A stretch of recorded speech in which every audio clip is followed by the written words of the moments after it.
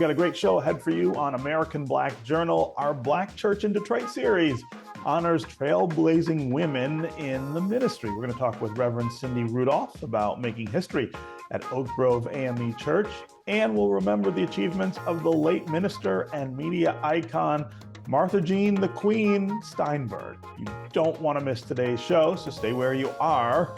American Black Journal starts right now.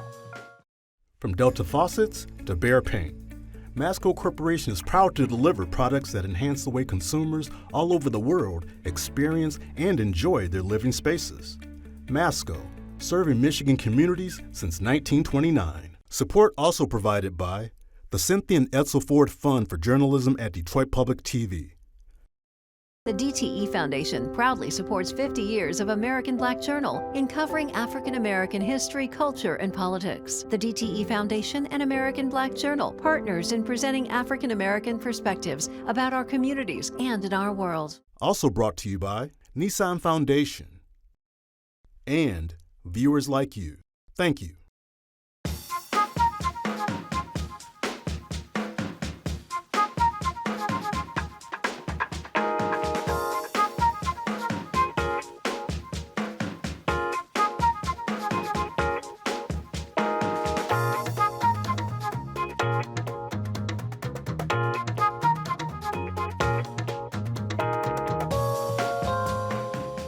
Welcome to American Black Journal. I'm your host, Stephen Henderson. Today, we are going to continue our series on the Black Church in Detroit, which is produced in partnership with the Ecumenical Theological Seminary and the Charles H. Wright Museum of African American History. In honor of Women's History Month, we're shining the light on two trailblazing Detroit women in the Black Church. Reverend Cindy Rudolph is the first woman to lead Oak Grove AME Church.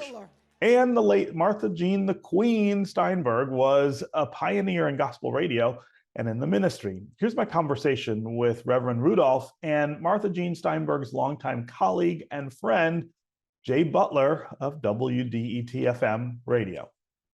Pastor Rudolph, I'm going to start with you. You are the first woman to lead Oak Grove AME Church. Tell us how you got to that place and what that milestone has meant.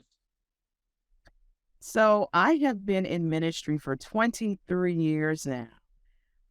And I started pastoring in 2009. I was an associate for 9 years before I started pastoring, worked as a youth minister and in many other capacities. And it has been a long journey, filled with everything from joy and wonder and excitement to pain and discrimination and everything else you can think of. But I absolutely love what I do. I am so grateful for the opportunity to serve. It is an honor, a blessing, and a privilege to serve the people of Oak Grove and the community that surrounds us.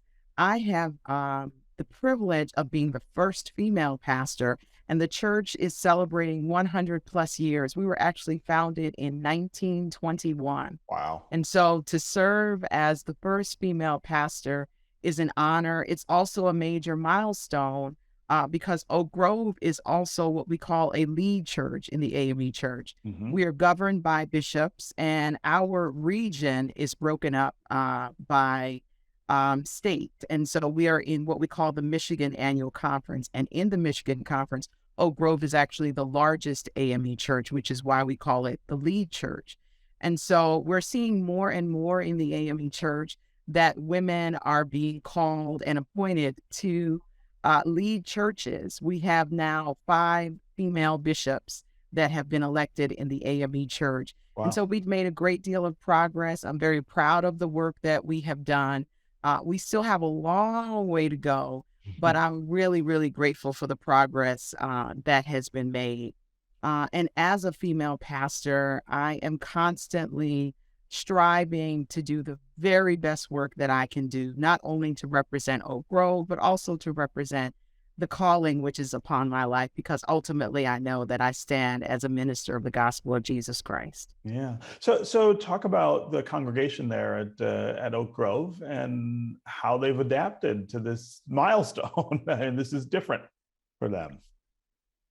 they have embraced me from day one. Now, some of them have been honest enough to share with me that when they initially heard that they were getting their first female pastor, they were not all that excited. Yeah. And I think some of that is just they didn't know what to expect. They had been taught, or had an understanding of female clergy that might have been different. They have preconceived notions. But even some of them have become my greatest supporters. And so I thank God that they have really embraced me. They are such a loving congregation. I just recently came back from medical leave. I had to have back surgery, and they poured out a tremendous amount of love and support and prayers and everything else you could think of. I could not ask for better people to serve. The staff, the congregation, the leadership, they're wonderful people, and they have really supported and embraced me. Yeah. Now, let me say this, that has not always been the case. Right. And some of that I think comes with age and maturity as well. My first church, I struggled quite a bit, and I, had some members who were staunch anti-female pastor and, just did not support. And that happens. And sometimes you learn how to navigate that, and sometimes you just have to, deal with it and pray through it and ask the Lord to guide you. And what I'm grateful for is that I cannot even tell you the number of times that I've gone to guest preach at a church, or I've talked with, folks who have said to me, I did not believe in female pastors, but after hearing you preach or after talking with you or whatever, now I've changed my mind. Yeah. And that for me is a major accomplishment, simply because it shows that they were at least open enough to receive and to hear and to see what God is doing. Yeah. So Jay Butler, this is a great spot to bring you into the conversation, because what Pastor Rudolph is talking about is what's possible now in her church. And one of the reasons that it is possible is what your friend, Martha Jean the Queen, did so long ago, the doors that she kicked down for so many people. And of course, you knew her best through radio, but you were witness to the things that she did in the Black church. Talk about your relationship with Martha Jean and the glass ceilings that she smashed. Well, having known her prior to coming to Detroit, she was not in the church then, but coming to Detroit and being a radio personality, there was a transition from being a radio disc jockey to becoming a minister. Interesting enough, we were at the same station at the time at WJLB when the transition, if you will, took place. And she was radio disc jockey, popular personality and all of that. And one day, strangely enough, I was in the studio with her, talking with her. And all of a sudden, the lights went out in the studio. This is a true story. Lights went out in the studio. We were talking, and this happened. And after that, prior to that, she was, of course, playing just straight rhythm and blues music. And at 12 noon, she did the salute to the workers of Detroit and that kind of thing, the plants and everything. And from that day on, well, that transition took place, and she started, from there, she started her church.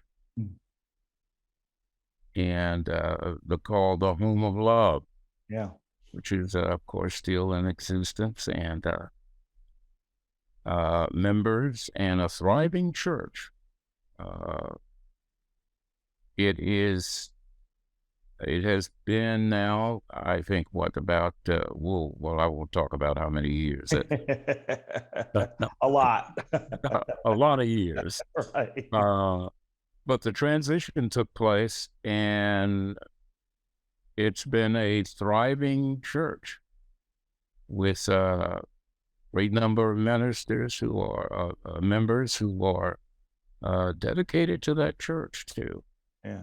That the Order of the Fisherman Ministry is what it's called. Okay. So, any Detroiter of a certain age knows Martha Jean and knows of her radio career, but tell us a little about how that related to her religious career, which I don't think as many people know as much about. What was it that made her brought her into the religious? Yeah. Here's what I can tell you. On a Thursday afternoon, on the air, I was sitting in the studio with her. Lights went out in the studio. To make it short, lights went out in the studio, and from that time on, her whole demeanor changed. And that was the start of, she changed her show from playing rhythm and blues music to nothing but gospel music. The gospel, right? Yeah. And from there, she started the church, and it was a whole slew of things she started at that time. But from then on, it was strictly gospel music for her show. Yeah. And management did not say anything about it. I mean, they didn't balk against it or anything, because she totally changed her show. Yeah. So I wonder if you can talk a little about whether there was any hesitation on her part, because she was a woman and because of the time, to start a church. That's not what women were doing, or in some cases were even allowed to be doing in some churches. Did she ever kind of doubt whether she could do it? Not 1 second. I will tell you that, and of course, being a woman and starting a church, there were always those naysayers and said, women in church, that just is not. Did not bother her at all. I mean, it was straight ahead, and I mean, she went into it and changed a lot of things. Yeah. Without any hesitation, because I mean, in the business that we're in and what we were doing and what, you just don't stop. Right. You got, as far as the station was concerned, you got advertisers who are buying that show for that. She totally changed it. It was going to be gospel, and she was going to do it, and it did not say a word. Yeah, and there was nothing to stop her. Right. Stop her. Yeah. As a matter of fact, the revenue for her show increased. Yeah. That's amazing. It sure did. Yeah. So yeah, go ahead. So it was a major kind of thing happening, but Martha Jean was that straightforward person, and whatever it was, that's what it was going to be. If she said what God told her to do, she was doing, and it didn't make any difference what anybody said. And of course, management is looking at, hey, we are selling time on this R&B show that you're doing, and you are talking about changing it to all gospel and, Right. and talking about Jesus and all of that. But Martha, being Martha Jean, Yeah. hey, And of course, from there, she goes on to buy WQBH. Yeah. And she hires you there, right? Yes, she did. How did she do that? Good question. But she did. Yeah. Martha Jean's thing was, and she would very well tell you, whatever God tells her to do, whatever he has for her to do, she is going to do. She was going to do it. Make any difference about what the folks say about, well, we got a rhythm and blues show going here, and you're talking about changing it to all gospel, and you changing your demeanor, and you are, hey, Martha Jean said what God told her to do. She did. She's going to do it. Yeah. Without any hesitation. Yeah. And so Reverend Rudolph, I want to bring you back in the conversation here and have you just sort of talk about women like Martha Jean who would have inspired you when you were young to decide to get into the ministry and decide that you could be a pastor, that you could lead a church. All of this kind of unfolds right before you're making these kind of decisions. Mm-hmm. And I love hearing the story of Martha Jean because it sounded to me like the lights going out in the studio were a sign from God. And at that point, she said, okay, Lord, I hear you. I know what I'm supposed to do. And what I've learned is that God honors our willingness to do what it is that he's calling us to do. Yeah. And so when he called me, initially it was a calling to preach.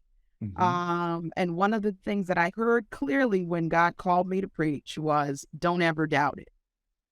And I think that is so necessary for me and for any woman really to never doubt your calling, because there will be others who will doubt your calling. But we as women need to know for sure what God told us to do, and we need to walk in that.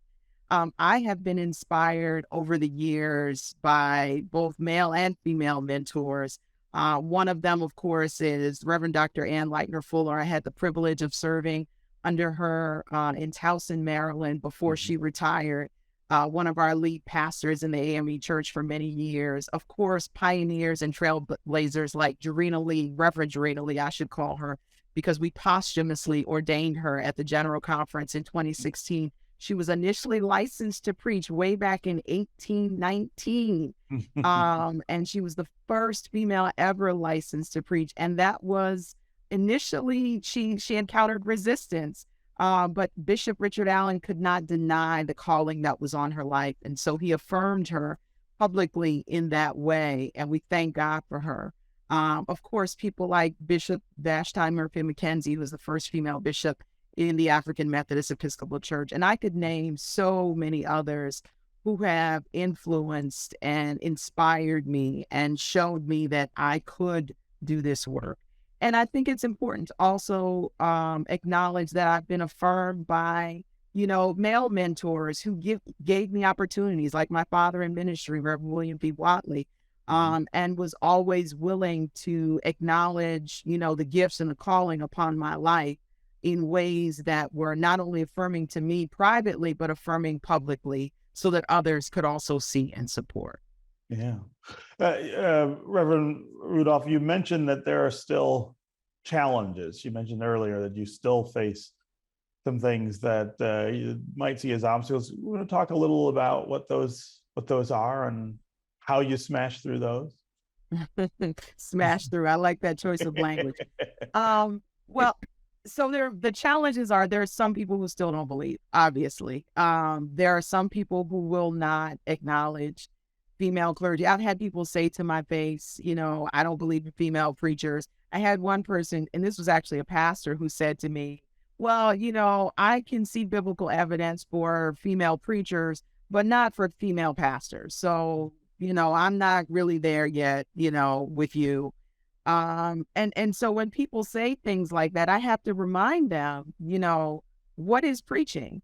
Preaching is the telling of the good news. And the first person who was ever commissioned to tell the good news of the gospel of Jesus Christ was a woman named Mary, who was commissioned by the Lord Jesus himself. And so for me, I just think it's very presumptuous of anyone to doubt what God has spoken to another individual, particularly when you see that those gifts and that calling are being affirmed, particularly when you see that there are female leaders who have thriving ministries. And so I really think that people should just sort of, accept what God is doing. I think that, the world is big enough for both male and female clergy to be affirmed, and it's time for us to all, sort of embrace that. Yeah. Jay, I wonder if you can talk a little about the way that Martha Jean and the things that she did changed radio here in Detroit, not just the work she did as a DJ, but by owning her own station and doing things her own way. I imagine that there are things that are still true now that are only true because of her. Martha Jean was a very innovative lady in a lot of ways. She started let me put it like this. She went against the grain for everything almost that for women. And I will say that whenever we talked, and my being with her for the times that I was, it was always God-led, according to her. What she did was because she believed God asked her to do it. I remember, just put this in, long before we were talking about casino gambling in Detroit, long before, and when I say long before, like a year or 3 or 4 years before we started talking about it, she came in and said, "Gee, Butler, why would God have me talk about casino gambling?" This is before people were talking about it. I'm a Methodist now. Why would God have me? But she did. But she was kind of puzzled about, why would God have me talking about on the radio casino game? In any case, things like that. She was God-led by everything that she did, according to her. Yeah. And I say that because prior to that coming, there were a lot of things that Martha Jean did that were not so wholly religious, if you will. But there came a time during her time period at JLB that he took over her life, and from then on, boy, she was straight up with it. Yeah. No matter what anybody else said, if she felt that God had her doing it, she did it. Yeah. The prayer downtown that they had every year on the Curran block, according to her, was all God-led. Yeah. Told her to pray for the city. Right. And that's what she did. Yeah. Yeah. All right, Jay and Reverend Rudolph, it was great to have both of you here. What a wonderful way to mark Women's History Month. We're talking about your milestone leadership at Oak Grove, Reverend Rudolph, and the things that Martha Jean, the Queen Steinberg, did to pave the way for women in our city. Thank you both for being here. That's it for us this week. You can find out more about our guests and view all of the Black Church in Detroit episodes at AmericanBlackJournal.org. And as always, you can connect with us on Facebook anytime, as well as on Twitter. Take care, and we'll see you next time.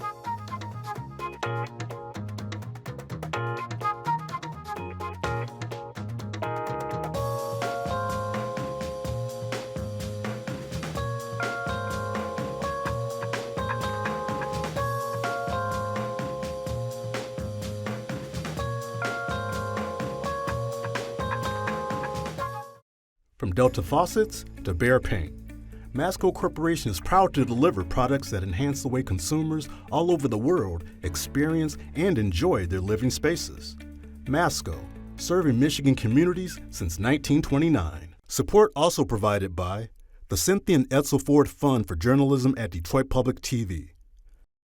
The DTE Foundation proudly supports 50 years of American Black Journal in covering African American history, culture, and politics. The DTE Foundation and American Black Journal partners in presenting African American perspectives about our communities and in our world. Also brought to you by Nissan Foundation and viewers like you.